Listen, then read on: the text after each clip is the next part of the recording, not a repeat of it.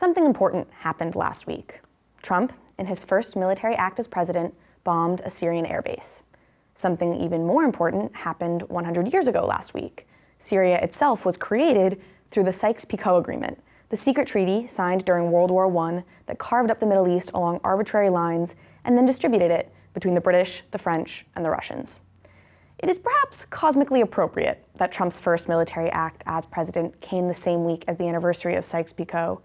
Like Trump, Sykes-Picot is a cautionary tale of Western arrogance, a mistake that the United States will be cleaning up after for decades to come. So who better than Trump, who, like an amnesiac, stoked the birther movement, called for a ban on Muslims, and then declared that he alone will heal divisiveness? Who better than him to commemorate this emblem of Western imperialism by bombing a country that the West created? Which isn't to say the West is responsible for the humanitarian disaster zone that is now Syria. The physical, geographically bounded territory of Syria? Yeah, that was us. Disaster zone? Only partly.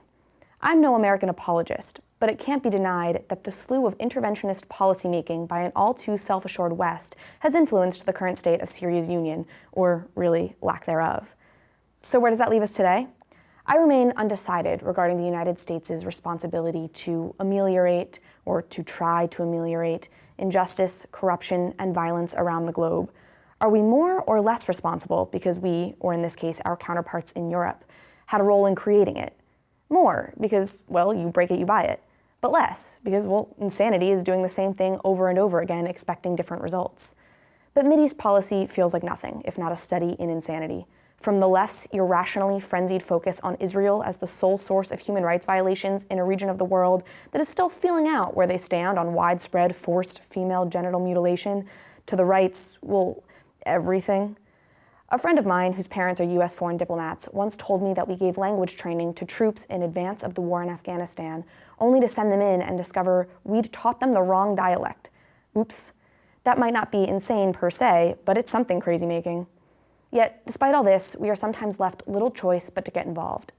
ISIS poses a threat to the United States and, indeed, the free world. Opposing them seems necessary, which is part of the profound irony of Sykes-Picot. Despite its undeniable failure, we fight to maintain it time and time again. As the New Yorker reports, the premise of American policy and of every other outside power today in stabilizing fractious Iraq, ending Syria's gruesome civil war, and confronting the Islamic State is to preserve the borders associated with Sykes-Picot. The New Yorker continues, since August 2014, the United States has invested more than $11 million a day in military operations, including almost 9,000 airstrikes on Iraq and more than 5,000 on Syria. It is no wonder that Trump has so quickly managed to get us further entrenched in the conflict, despite having seemed to espouse more isolationist policy on the campaign trail, to the extent that he espoused policy at all. We should have known that the day America adopted a nationalist puppy who cries "America first" while spraying his scent on cityscapes from Canada to Dubai, that Syrian airstrikes were all but preordained, no matter what campaign rhetoric suggested.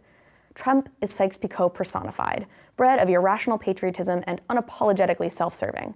I don't mean to mock patriotism broadly. I consider myself deeply patriotic, despite my liberal arts education. My own personal irony is that I'm not even sure I disagree with Trump's decision to strike. Chemical weapons are an atrocity the world would do well to eradicate into oblivion. In the absence of that, disincentivizing them into oblivion by, say, bombing any country who dare use them is perhaps a reasonable second choice. But I do fear the Trump doctrine is a doomed ideology, operating under the same self-aggrandizing pretenses that helped to create this mess in the first place. Sykes-Picot has demonstrated the shelf life of bad policy. Let's try and spare our ancestors a century from now. As columnist David Brooks noted, those who ignore history are condemned to retweet it. So happy 100th birthday, Sykes-Picot. You don't look a day over 70.